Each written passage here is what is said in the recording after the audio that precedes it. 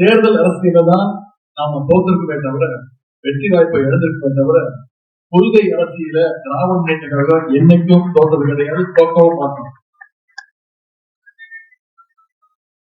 முத்தமிழ் கலைஞர் அவர்கள் சொன்ன ஒரு உதாரணத்தை நான் குறிப்பிட விரும்புறேன். தாயின் பாதுகாப்பு இருக்கக்கூடிய ஒரு குழந்தை கிளுகிழப்பு ஆட்டி விளையாட்டு காமிக்கிற ஒரு ஆளை பார்த்து நிச்சயம் மகிழ்ச்சி அடையும். தாயிட்ட இருந்து தாங்கி அந்த கிளுகிழப்பு ஆற்றவங்கிட்ட போய் கொஞ்ச நேரம் போய் உட்கார்ந்துக்கும். ஆனா அந்த குழந்தை கிளுகிழப்பு ஆற்றவங்கிட்ட நிரந்தரமா இருந்தது. கொஞ்ச நேரத்துக்கு பிறகு அதுக்கு உண்மையான பாசம் தான் என்னன்னு தெரியும். தாயோடைய முகத்தை நிச்சயம் தேடி பார்க்கணும். தாய் கிட்டதான் மீண்டும் திரும்பி வரும். அது மாதிரி இப்ப கவர்ச்சி மாயஜாலத்தை கட்டி மக்களை ஈர்த்திருக்கிறாங்க. இந்த கவர்ச்சி மக்களுடைய கஷ்டத்தை போக்காது, அடிப்படை பணிகளை நிறைவேற்றது, எந்த பிரச்சனைக்கும் அது தீர்வு காணாது. எனவே தாயோடைய அன்புக்கு ஈடாக எதுவும் இல்லை அப்படிங்கிறத அந்த குழந்தை மீண்டும் உணர்ந்து தமிழ்நாட்டுக்கு தாயாக இருக்கக்கூடிய நம்முடைய கழகத்தை, நம்முடைய தலைவரை நோக்கி நிச்சயம் அந்த குழந்தை விரைவில் வரும்.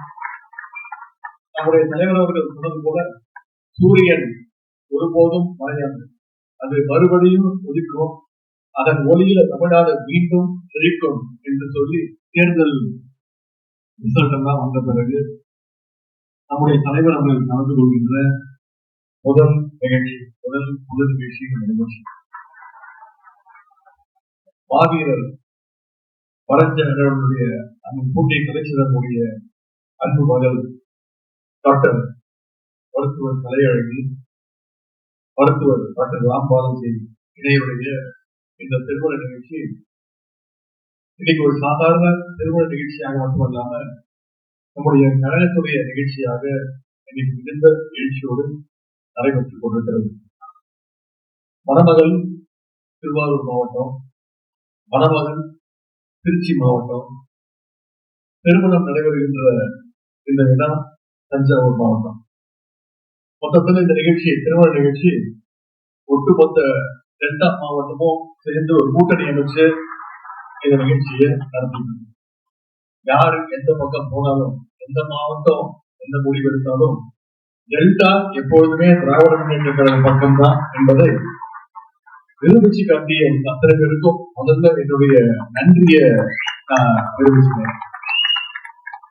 திருவாரூர் மாவட்டத்துல நம்முடைய திராவிட முன்னேற்ற கழகம் வளர்வதற்கு ஸ்ட்ராங்கான அந்த பேஸ்மெண்ட்டை போட்டவர் நம்முடைய முத்தமிழ் டாக்டர் கலைஞர் அவர்கள் தான். அவரை நீங்க என்னைக்கே விட்டுக் கொடுக்க மாட்டீங்க. திருவாரூர் மாவட்டம் மட்டும் இல்ல, ஒட்டுமொத்த டெல்டாவுமே என்னைக்குமே கழகத்துடைய கோட்டையாக தான் விளங்கி கொண்டிருக்கு. கழகத்துடைய வரலாற்றுல, அதுவும் குறிப்பா இந்த டெல்டா பகுதியுடைய அரசியல் வரலாற்றுல அண்ணன் பூண்டி கலைச்செல்வனுடைய பெயர் என்னைக்குமே நிலைச்சிருக்கும். இன்னைக்கு அண்ணன் கலைச்செல்வம் அவருடைய வழியில அவருடைய தம்பி நம்முடைய அண்ணன் கலைவாணன் அவர்களும், அவருடைய மகன் தம்பி கலைவேந்தனும், அவங்களுடைய ஒட்டுமொத்த குடும்பமும் இன்னைக்கு கழகத்திற்காக களத்தில் இறங்கி உழைச்சிட்டு இருக்காங்க. அப்படிப்பட்ட சிறப்பு வாய்ந்த ஒரு குடும்ப நிகழ்ச்சிக்கு வரவேற்பதில் எனக்கு மிகுந்த பெருமை. தமிழ்நாடு முழுக்க இது மாதிரியான லட்சக்கணக்கான கழக குடும்பங்கள் இருக்கிறதால்தான் கழகம் எவ்வளவு பெரிய துயரை சந்திச்சாலும் நாம திரும்ப திரும்ப மீண்டும் எதிர்த்து வந்துட்டு இருக்கிறோம். இந்த திருமணத்தில் இருக்கக்கூடிய எழுச்சியும் நம்முடைய மகிழ்ச்சியும் உற்சாகத்தையும் பார்க்கும்போது நிச்சயம் நம்முடைய தலைவர், நிச்சயம் நம்முடைய திராவிட முன்னேற்ற கழகம் மீண்டும் வெற்றி வாங்கி சூடும் அப்படிங்கிறதுல எனக்கு எந்த விதமான சந்தேகமும் கிடையாது. முத்தமிழர் கலைஞர்கள் சொன்ன மாதிரி திராவிட முன்னேற்ற கழகம் வெறும் அரசியல் இயக்கம் கிடையாது, வெறும் ஒரு கட்சி கிடையாது, அது ஒரு சமுதாய இயக்கம். தேர்தல்ல வெற்றி தோல்விங்கிறது எல்லாம் சகஜம், மற்ற கட்சிகளை தான் அதெல்லாம் பாதிக்கும்.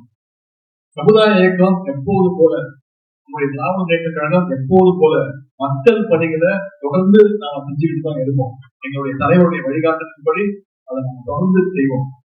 ஒரே வழியில சொல்லணும்னா, தேர்தல் அரசியல தான் நாம தோற்றிருக்குமே தவிர வெற்றி வாய்ப்பை இழந்திருக்குமே தவிர கொள்கை அரசியல திராவிட முன்னேற்ற கழகம் என்னைக்கும் தோற்றது கிடையாது, தோற்கவும் மாட்டோம்.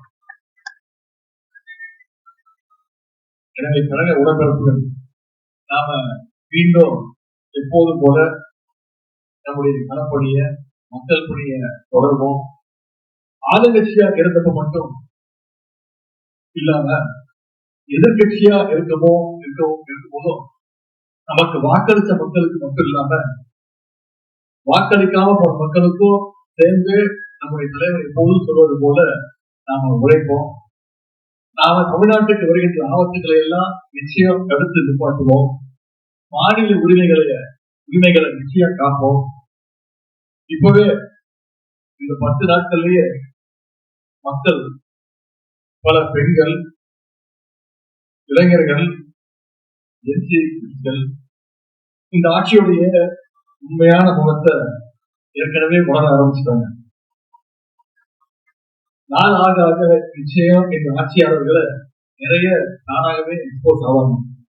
போக போக இன்னும் பலருக்கு பல உண்மைகள் தெரிய வரும்.